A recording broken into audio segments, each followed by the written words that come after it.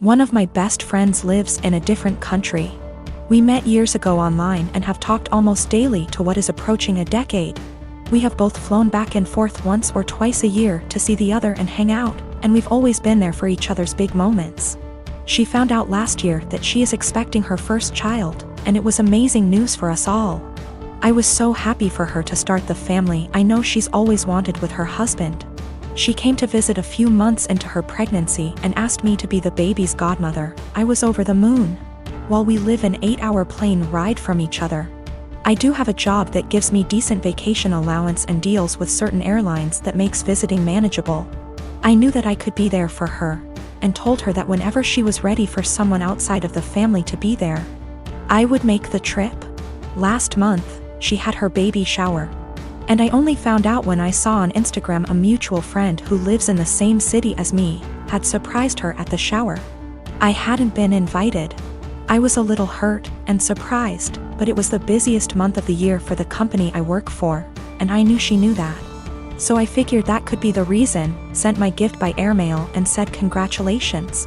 However, now she's reached out to me, and told me that she has asked another friend, the same person who went to the baby shower, to be the baby's godmother, and that she only wants her child to have one. I felt like I'd been punched in the gut.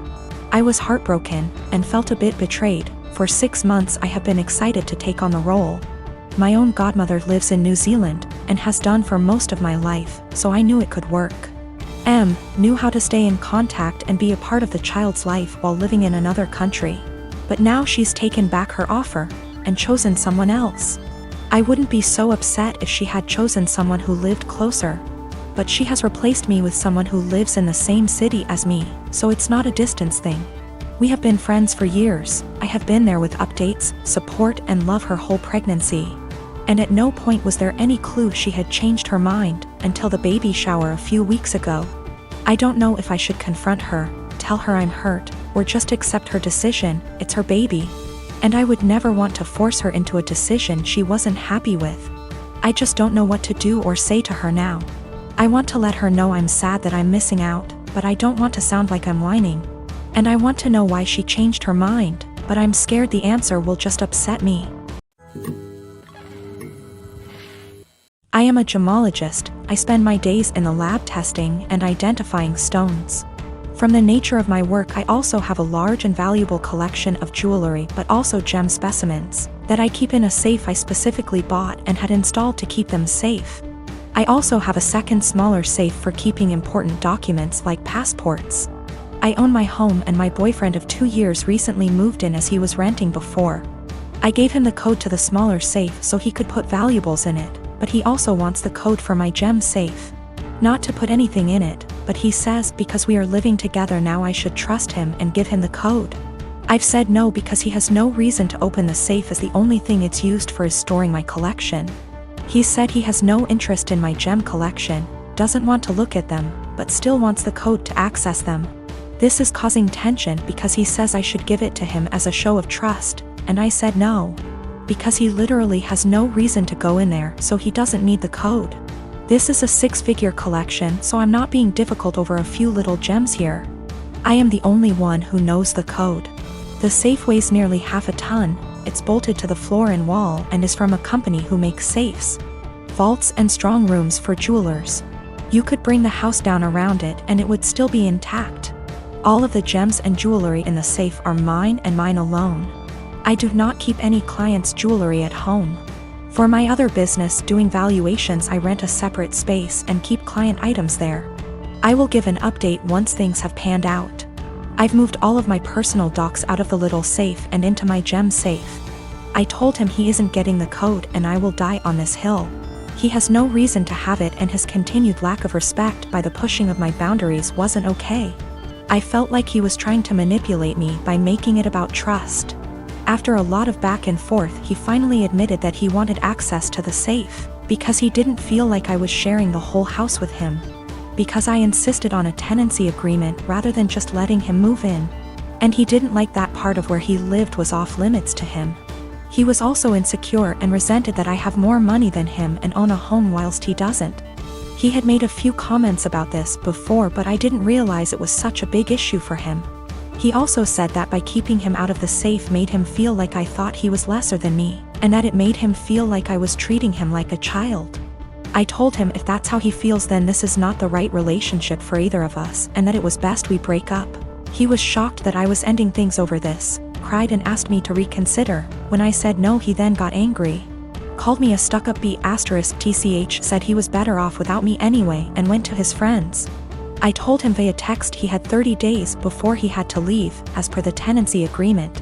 So he didn't need to stay at a friend's, he said he would be gone by the end of the week.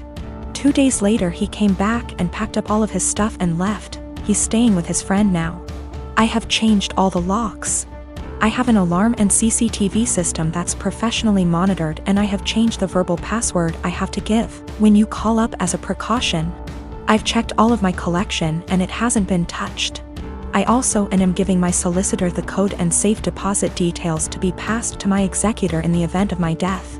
I feel horrible because despite all of this I love him. I should have a partner who not only respects my boundaries but takes an interest. I'm pretty cut up right now and missing him, but I know I'll be okay. I have great friends and family around me. Also diamonds are a girl's best friend and I have a few knocking around to help cheer me up. 6 years ago my son Matthew had a daughter with his now ex-wife Josie.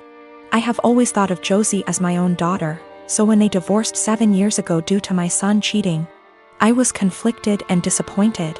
Josie wasn't particularly close with any of her family, so my husband and I naturally took them in. Josie was an angel. She had insisted that we didn't have to lift a finger more than before we had taken them in, and though she was hurt, she kept civil around Matthew. My husband and I held a huge hand in raising their daughter Ruth, because Matthew remarried less than a year later and now has a 4-year-old son after disowning Ruth. 2 years ago my husband was diagnosed with lung cancer. It was hard on everyone, especially Ruth. They were extremely close. She told him about her girlfriends and boyfriends before anyone else and has always wanted him to be the one to walk her down the aisle at her wedding. Matt rarely ever visited and didn't answer our calls, often saying that we had other kids, so it wasn't like my husband was dying lonely. Last night Matt stopped by to talk about inheritance. He never mentioned Josie nor Ruth and hinted that he thought he should get more inheritance than his siblings the entire time. My husband and I shared awkward looks until he decided to cut in. He explained that everyone would get a piece, but he'd focus more on Ruth and Bonnie, one of our other grandkids. Matt got angry and said that Ruth was just a bastard and that his son deserved more than her. My husband got furious after that and left the room saying that he wouldn't include Matthew at all. Matt yelled back and turned to me saying that Ruth wasn't worth it because she'd just grow up to be a whore like her mother. I told him that I'd rather have her mother as my daughter than him as my son and insisted that he leave. I'm getting phone calls from Matt's wife and family friends saying that my husband and I overreacted, and he was just angry that we were playing favorites. To clear some things up, Josie did not cheat on Matthew. Josie and Matthew met later in college and Josie was known as a party girl. Before that, Ruth isn't the product of an affair, but we are planning on getting a DNA test because what Matthew said has gotten under Ruth's skin. She was at the house when this occurred and overheard it. When it came to taking in Josie and Ruth, we didn't hesitate because Josie is not from here. She and Matt lived in another country until he moved them here a few months before he got caught cheating, and they had nowhere else to go as Josie was a stay-at-home mom. I had no intentions of choosing Josie over Matt then and now, and I never discouraged Matt from visiting. I tried to make it very clear that we weren't picking and choosing when we took Josie in. We just wanted her and our granddaughter to be safe and have a good home. My wife and I have a 2-year-old son and have been married for 4 years. Our anniversary was a month ago and we found a nice, secluded cabin on Airbnb and rented it out for a long weekend getaway. My wife asked her parents if they would be willing to watch our son and they agreed as long as we dropped him off at their house. That worked for us since it was on our way anyway. I was raised Lutheran and my wife was raised Catholic, but neither of us currently go to church and have not had our son baptized. My mother-in-law knows this and hates it. She thinks our son needs to be baptized or he will burn in hell. She's that kind of Catholic.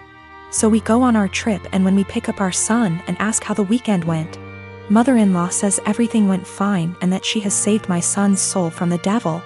I asked her what she meant and she says she had our son baptized that morning at her church. I tried my best to keep my cool so I didn't scream at mother-in-law in front of my son. But I pretty much grabbed my son and left. On the car ride home I was fuming and told my wife as calmly as I could that this would be the last time her parents have our son unsupervised. She tried to downplay what her mom had done, but I told her we need to wait until we get home to talk about it because I'm not fighting in front of my kid. When we got home and had a chance to talk about it, things got heated. I told my wife I no longer trust her parents with our son and that if they did something like this behind our backs, I can't trust them to respect our wishes as parents in the future. I said this was a huge breach of trust and I will forever look at her mom differently. She continued to try to defend her mom, saying that she was only doing what she thought was best for her grandson. She even downplayed it by saying that it's just a little water and a few words and we don't go to church anyway, so what does it matter? I told her that under no circumstances will I allow her parents to watch our son by themselves again. I said that we can still let them see their grandson, but only if we are present. I also said that if she doesn't see what the big deal is with this situation, that maybe we aren't on the same page as parents and maybe we need to see a counselor. She started crying and said that this isn't the kind of decision I get to make on my own, and I'm an asshole for trying to tell her what kind of relationship her parents can have with our son. I told her that I no longer have any trust or respect for her parents and that I don't know if there's anything they can do to repair that. I told her what her parents did was unforgivable in my eyes and they put themselves in this position to lose privileges with our son. She's been trying to convince me to change my mind for the last month, but I'm not budging. To me, this is a hill I'm willing to die on.